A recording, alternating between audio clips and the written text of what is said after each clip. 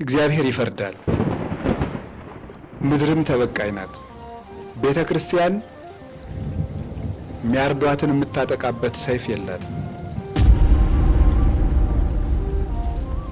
ራሷ ኢየሱስ ክርስቶስ ግን ሁለት አፍ ካለው ሰይፍ ይልቅ የሚቆርጥ ነው። ፍርድንም ይፈርዳል፣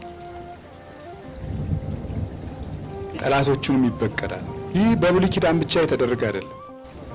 በሐዲስ ኪዳን ቤተ ክርስቲያንን የገፉት ሁሉ ማይረባ ሞት ነው የሞቱት። ሄሮድስ ተልቶ ሸቶ ነው የሞተው። በዘመነ ሰማዕታት ክርስቲያኖችን ሲያርድ የነበረው ኔሮን ቄሳር አብዶ ከገዛ ከተማ ወጥቶ ለምኖ በልቶ ነው የሞተው። በማይረባ ሞት ነው የሞተው።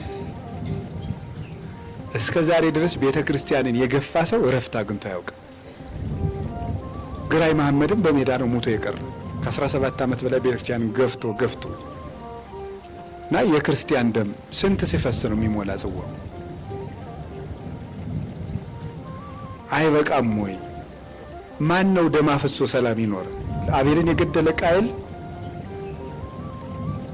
የገዛ ወንድሙን ቢገድል እሱን የገደለው ግን የገዛ ልጁ ነው።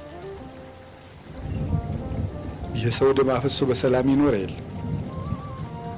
የሰው ደም የእግዚአብሔር ፍጹም ክቡር ገንዘቡ ነው፣ በከንቱ አይፈስም። ደሃውን እየገለበጥክ ቤቱን እየወረስክ እያፈረስክ ቤት የምትሰራ ሁሉ ያ ምድር የእግዚአብሔር ነው፣ ያንተ አይምሰለ። ሰውን በመልኩ በዘሩ በተወለደበት ቋንቋው አፉን በፈታበት በሚናገረው ቋንቋ የምታሰድድ የምትገድል ያ አንተ ቁመህ ወንድምህን የምትገልበት ምድር ያንተ ቋንቋ አይደለም፣ የእግዚአብሔር ነው። ምድር የእግዚአብሔር ናት። ሕፃኑ ከእናቱ ፊት እያለቀሰ እናቱን የሚያርዱ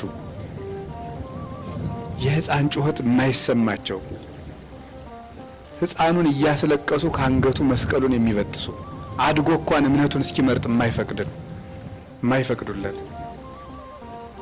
እነዚህ ሰብስበው ሰው የሚያስለቅሱ ወጣት ቢያልቅ ካህን ቢታረድ ቤተክርስቲያን ቢቃጠል ሰው ቢሞት እግዚአብሔር የተዘጋ ከፍቶ ቤተክርስቲያንን ያስቀጥላታል። ነገ ግን ላረዳችሁ ሰዎች ግን ወዮላችሁ፣ እግዚአብሔር ዋጋ ይከፍላል። እውነቴን